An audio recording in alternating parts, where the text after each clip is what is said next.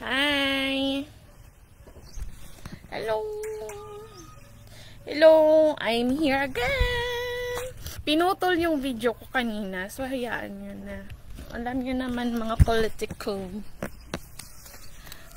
Kuya ko. Kuya ko, see? Magalang. Yung ano ko, ewan ko dyan. Hindi ko alam kung nangyari dyan. Naiinis ako. Saan na yun? Yung ano ko. Si kuya ko. May improvement pa sa kanya. May share lang ako sa inyo. I hope na magustuhan niyo. Bukas kasi, meron akong plano. Bukas, share ko yung tanim ni mama. Yan o. Na lumalawak na siya. Dumadami na siya. Yung mga kalabasa niya, dumadami. Marami na o. Alugbati. Alam niyo ito? Anong alugbati? Ito to. Maganda. Ay, ano ba? Ano yan? Kamuti tops, alugbati. Ito, mga, tawag yan? Mga kulitis.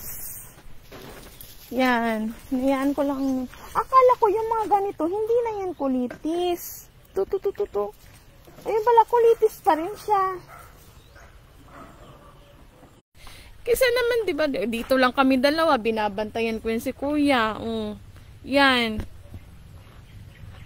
Ang gusto kasi ni mama niya, magbabantay sa kanya, paparemind siya kung magligo, kung anong pwede dito, nabantayan siya para walang, alam niyo na, walang mananakit sa kanya. Eh, lalabas-labas, ma-stress. Alam niyo na. Dapat sa mga ganun, hindi na i-stress para magiging okay ang lahat sa kanya.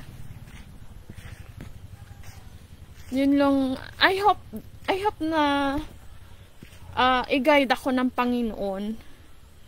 Talagang i-bless niya kami.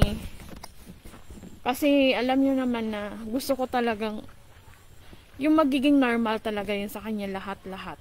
Kasi gusto kong makaranas pa siya ulit na normal na buhay. Kasi 19 years ganun siya. So, ang hirap. Ang sakit. Buti na lang ako. Pero, hindi ko rin alam kung saan ang mas mabuti. Parang negative lahat eh. Pero kasi, nandito na ako. Buhay ako. So, ang gagawin ko na lang, asikasuhin ko talaga yung kuya ko.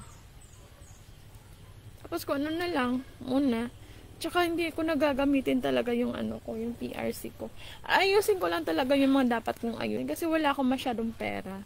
So, dito muna ako. Kasi yung perang binibigay ng ate ko, wala ako sa budget nila. Naki-budget lang ako. Padala siya ng 12,100 plus ata para sa kanila. So, nakiki-budget lang ako. Wala akong magagawa. Sige lang, at least kahit naki-budget ako magiging okay to. Okay na yan. Nagiging magaan para sa kanya.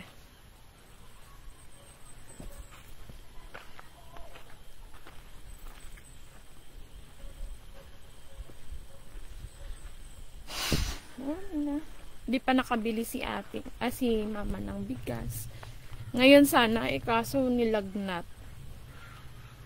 Wala pang, kasi bomba lang, ang hirap. Magdidilig. Sana gusto ko pa doon diligin. Gusto ko sana merong ano. Alam niyo naman. Say hi, kuya. Hi. Say hi. Ano? Up here. Fist bump. Cha! Fist bump. Tama na si kuya.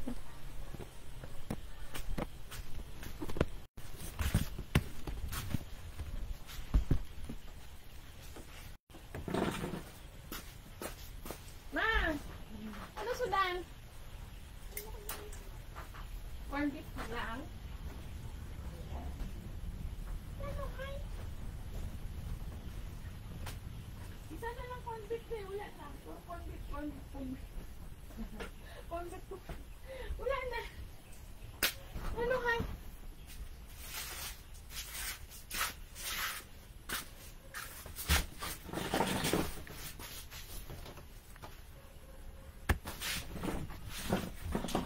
Ganun lang ang buhay.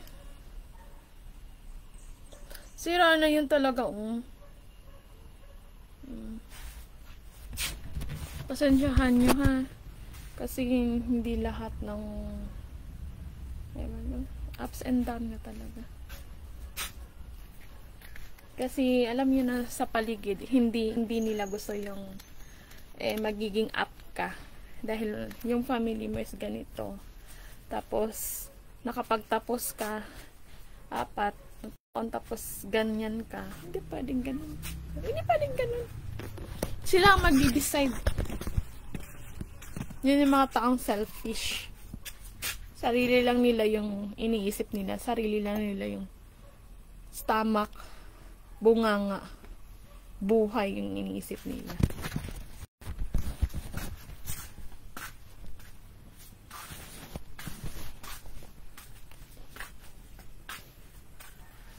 Ano lang. Wala na akong masyadong ano. Tingnan mo. Yan yung pinapaano ni mama. Medyo, ewan ko, sabi ko sa kanya, tulungan niya ako kako bukas. Mag ano ng mani, ay mag ano ng, anong tawag yan? Magkali. Iba na naman. Kali-kali.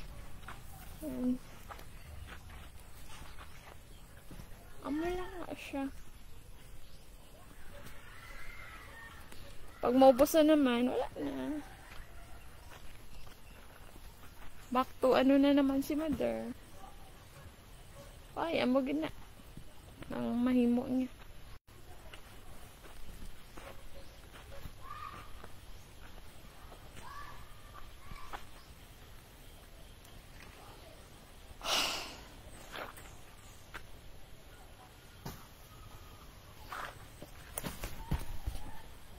Naka 10 minutes tayo, wala ako sa mood. Bye-bye. Magluluto pa kasi ako, nag-iisip ako ng ano ng ulam. Sige na, bye-bye. Salamat po. Share ko lang po yung gusto ko para bukas ang gagawin. Papakita ko po sa inyo bukas. Bye-bye. Hindi ko magla-live ako mamaya. Bye-bye. Naka 10. Hintayin tayo mag 11 minutes. Kasi konti na lang naman eh. Bye-bye.